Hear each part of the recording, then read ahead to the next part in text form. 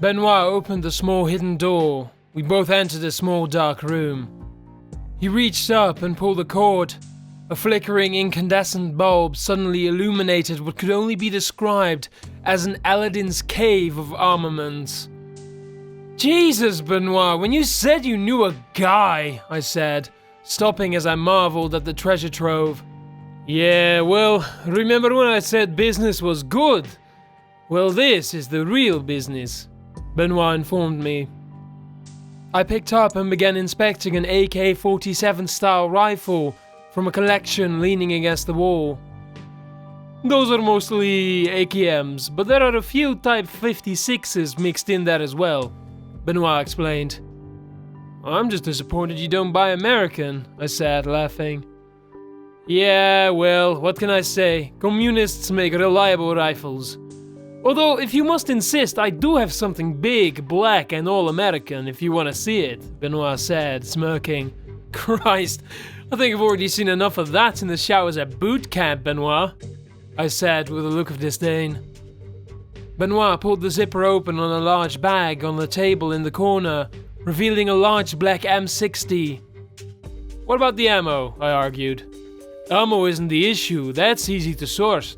The disintegrating belts that feed it are the problem. I only have one 50-round belt, Benoit informed me. No, we need to be able to move fast. It'll only slow us down, I suggested. Good point, good point. Alright, we'll leave it here, Benoit replied, stuffing 2 AKM rifles and 4 fully loaded magazines into a second empty kit bag. I took a single claymore that was sitting on a shelf looking lonely and put it into the bag along with the rifles. A claymore? Benoit said, surprised. Yeah, if we get there before them, I'd like to know when they arrive, I replied, smiling. Makes sense. Benoit agreed while placing some C4 and detonators into the bag. We all set? He said, zipping the bag shut. Looks like, I replied, as we both put on our jackets and checked our flashlights. I carried the bag. Benoit turned off the light and pushed the storage closet back into position, hiding the doorway to the small arsenal. We made our way to the front door. Benoit looked out onto the quiet street to see if the coast was clear. We're good to go, he said as we both emerged. I loaded the bag into the trunk. Between all the time we spent reading the professor's notes and making up our makeshift arsenal, it was sundown by the time we left the city. I was driving, at Benoit's insistence. He said we were much likely to be stopped by the cops with a white guy behind the wheel. The steering felt sluggish with the heavy cargo in the trunk. I drove slowly so as to not attract any unwanted attention. At a guess, looking at the map, the address seemed to be about an hour or so from the city, but it was deep into the swamp. We had to take a selection of back roads and by roads to get to our destination. Night was falling when we turned onto a small dirt road raised up from the water. Either side of the road was swampland. We drove on the road for a couple of miles. In the distance, a large building began to appear. The Red House was, as the name suggested, red. It seemed to be made of sandstone. It sat on a small islet in the swamp, connected to the raised road. It was a grand old building that looked more like a small fort that could have been lifted straight out of Paris or Saigon. As we got closer, it became obvious that the building was in serious state of disrepair, but frankly, it was a miracle it was still standing in a swamp after all these years. I wondered if some unnatural power kept a structure like this standing in such an area, but I put the thought out of my mind and focused on the task at hand. Looks like we got here first, Benoit pondered, surveying the grounds as we approached. There were no other vehicles visible. Unless they arrived by boat, I suggested. The house was sat on the water and might have a jetty at the rear. It was hard to tell. The grounds were overgrown. We hid the car in a patch of overgrown reeds on the lawn. Benoit opened the truck. I unzipped the bag and removed the 2 AKM rifles. I loaded a magazine into each and slung one rifle onto my shoulder and handed the other to Benoit. I stuffed the claymore into my large jacket pocket and we each took a spare magazine. The bag was now empty save for the C4 and detonators. Benoit zipped up the bag and slung it over his shoulder. We both walked up to the imposing building, weighed down with our armaments, and ascended the stone steps. The large wooden doors gave little resistance as I pushed them. We turned on the flashlights attached to our jackets as we entered a small lobby area with a coat room. "I'm surprised junkies haven't taken this place over," I said to Benoit. "People down south are afraid of buildings like this, man. Too many ghosts of the past. They stay well clear," he responded. We walked through the lobby area to a corridor. The air was hot and smelled of mold. The old wallpaper was falling off the walls, and bits of broken glass and other detritus littered the old baggy red carpet. At the end of the long corridor, we reached more large double doors. Opening them, we emerged into what looked like an auditorium. The room had a high ceiling and was laid out like a theater with a stage and lots of booths and tables. The galleries had lots of private boxes. The place was all adorned with badly worn red velvet drapes. "I guess the place was converted into one of those classy burlesque whorehouses," I suggested. "Yeah, must have been pretty swanky in its heyday. I'm willing to bet rich folk and officers only. I can't imagine grunts like us would have been welcome in a place like this," Benoit responded. "Yeah, well, back in those days, guys like you weren't welcome pretty much anywhere," I joked. "Very funny. There's plenty of places we're still not welcome," he retorted. "Where the hell do we go now? This doesn't look much like a temple," I wondered aloud. And then the familiar whispering voice began to speak. "Welcome, defilers. I've been expecting you." Benoit looked at me in fear. I could tell we were hearing the same voice, and not just because she spoke in plural. The voice no longer seemed to be in our heads. It was emanating from behind the stage. We ran up and mounted the stage. The voice continued to whisper but became louder. I put my rifle to my shoulder and pulled the charging handle. I parted the tattered stage curtain with the barrel of my rifle. The area was illuminated with our flashlights. We walked slowly through the backstage area as I darted the barrel of my rifle left and right at nothing but shadows. The voice whispered from below us. The floor was covered with an old rug. I pulled it aside to reveal a cellar hatch with a metal pull ring handle. I pulled the handle with one hand, the other tightly pressing the rifle to my shoulder. We were hit with a foul smell like rotting flesh. "Look, whatever we see or hear down there, we just ignore it. We plant the charges and we get out as quickly as possible," Benoit said, fear painted on his face. I just nodded as we started to descend the narrow stone staircase. I suddenly remembered the claymore in my pocket. We paused as I took it from my pocket. I placed it on the top step, pointing toward the hatch. I pulled the hatch down and attached a tripwire to the handle on the inside of the hatch. We continued down the narrow stone staircase. It looked all too familiar, like we were descending the same stone staircase from the tunnel in Vietnam. It seemed to go on forever. I led the way with my rifle. It was hot, sweat dripped from my face, and the smell of decay became overpowering.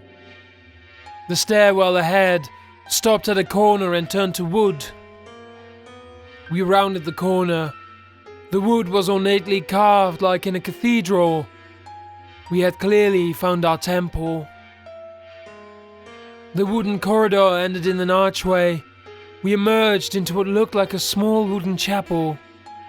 The chapel was lit by wall torches and had a high vaulted ceiling. The entire structure was made of an ornately carved wood. Only some unnatural power could keep this structure intact like this, under a swamp. Even the foul smell subsided when we entered the chapel. The chapel was filled with wooden church pews, and paintings adorned the walls in perfect condition. Benoit and I stared in silence. The paintings depicted the woman from the statuette. In one, she was smiling while handing bread to some children. In a second, she was comforting a sick, bedridden woman. In a third, she was protecting a group of peasants from soldiers in armor. At the front of the chapel, there was a large statue of the woman, but it wasn't gold. It was a simple wooden carving of the woman smiling, Aside from her legs being made of tentacles, she seemed warm and inviting. A small wooden box lay at her feet. The voice spoke. "Welcome to my temple, lost souls. You defiled one of my shrines. That shrine was a beacon to protect the weak and oppressed. Vulnerable souls will suffer because of your sacrilege." Her voice was warm and reassuring. "But all is not lost, for you have found my temple and can repent for your sacrilege. You must help me feed the hungry, tend the sick, and restore the lame." "That's a lot of stuff, and neither of us are doctors," I replied like a scolded 5-year-old. "And I don't know anything about farming to grow food," Benoit told her in an equally ridiculous fashion. "Fear not, children. Simply open the box at my feet and read the prayer within, and my love will spread throughout the world. It will fill the stomachs of the hungry, heal the wounds of the sick, and soothe the minds of those in despair," the voice said in a reassuring mother's tone. I approached the box at her feet. Benoit followed me. I reached out to open the lid with joy in my heart.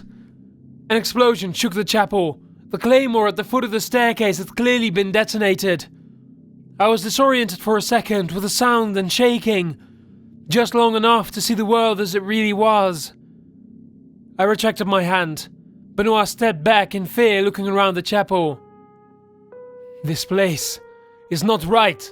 Benoit's voice was filled with terror. "I know, plant the charges." Before my eyes, the wooden statue turned to gold, and the expression of warm comfort on the woman's face turned to malice. The ornately carved wooden pillars of the chapel turned to bone, and the paintings now depicted scenes of horror.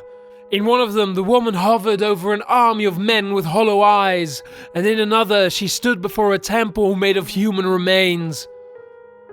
The chapel pews turned to stone and were no longer empty. They were filled with the skeletal remains of people all sitting upright, staring at the statue in adoration. The foul stench of something evil returned to my nostrils. "Are you seeing what I'm seeing?" I said with barely contained horror. "Yes, cover the door!" Benoit screamed as he began planting the C4 behind the pillars. I could hear something screaming above us, then 2 gunshots and the screaming stopped. They had obviously put whoever had been hit by the claymore out of their misery. They clearly meant business. I could hear the footsteps of a large group of people descending the stone stairs above. "It sounds like a lot of people. I knew we should have brought the M60, Benoit said in a hushed but angry tone. "Stop crying over spilled milk and plant those fucking charges," I said back, wishing we had the M60. I hunkered down behind one of the stone pews with the AKM trained on the archway entrance, which I could now see was made of stone and human bones. I reverted into the mode of a trained soldier. My hand steadied on the weapon and my breathing slowed as I could hear the footsteps draw closer. A man entered the room, pointing his rifle uneasily. He looked untrained. He certainly wasn't a mercenary, maybe a fanatic. I didn't fire on him immediately, hoping his friends would join him. 2 more men entered. The third man clearly had some training, as he quickly spotted me hunkered behind the stone pew and raised his rifle. I fired 3 quick shots, cutting each of them down. No more men entered, but I could hear people in the corridor whispering. "No grenades, you could damage the temple." I heard a woman whisper an order. I recognized her voice. It was that whore from the hotel. Benoit ducked over and hunkered beside me at the stone pew. "Charges are set. 10 minutes, he said, pointing his rifle at the doorway. I prayed it would be long enough. "I'm coming in. I'm unarmed. Don't shoot, I just want to talk," came a man's voice. "Okay, we can talk," I replied. It was the psychiatrist from Camp Zama. He walked in with his palms open to show he wasn't carrying weapons. "Thank you for leading us here. That old professor sent us on a wild goose chase, but we had some of our people tailing you as a precaution. I never imagined it would be this beautiful," he remarked in awe, looking up at the ceiling. We let him talk, but we knew we were on the clock. It's just as I heard in the stories. A temple made of solid gold. he said while running a finger on a pillar near the entranceway. The pillar was made of stone and human femur bones. Benoit gave me a sideways look. I guess the Silent Mother promised different people different things. 2 soldiers weary of war are shown a perfect, peaceful world, while the power-hungry are shown a temple of gold and promises of infinite power. This is the true gift of the Silent Mother. She can grant infinite wealth and the power to rule over the world. She can even restore her followers to life if they sacrifice themselves in her name. As he spoke, his eyes took on the same fanatic rage that I had seen before in the hospital. "Yes, Mother, not much time, I understand," he mumbled, seemingly to himself. Then suddenly, he screamed like a banshee and ran toward us with what seemed like inhuman speed. The others waiting in the stairwell flooded into the room and began spraying assault fire. I spotted 3 men and the woman from the motel in the chaos. We quickly cut the psychiatrist down, but the others seemed to be imbued with the same fanaticism.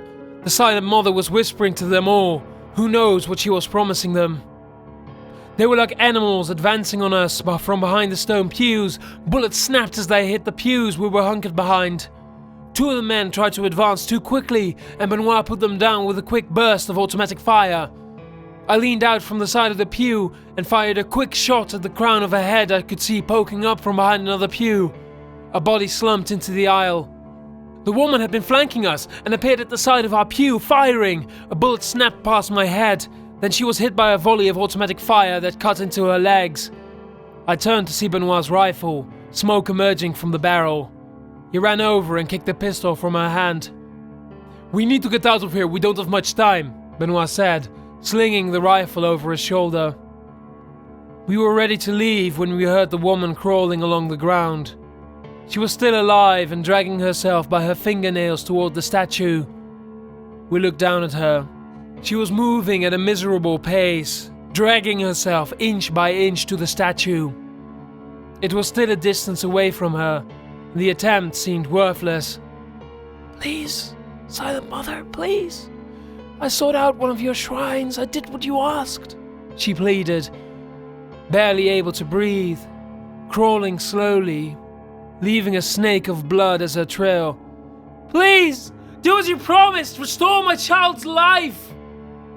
Please, Silent Mother, I beg you, I beg you!" She screamed with all her remaining strength through gritted teeth, crawling toward the statue. I pointed my rifle and shot her dead.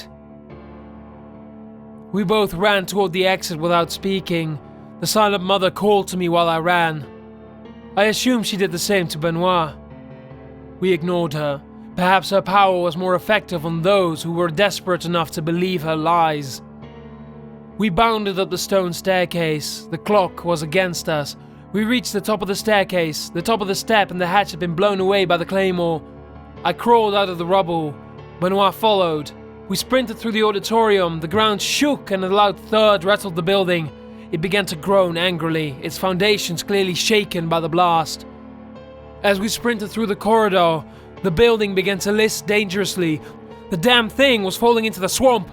We burst out of the doors of the lobby, down the steps and onto the lawn. From the safety of the lawn, we looked back at the red house. It was sinking on one corner, backward into the swamp. Then suddenly, as if a support pillar had collapsed, half the building broke off and fell into the swamp. The rest soon followed as we looked on in silence. After that night, I never heard the whispers of the Silent Mother again. But I often thought of the desperation of that woman and what the Silent Mother had promised her.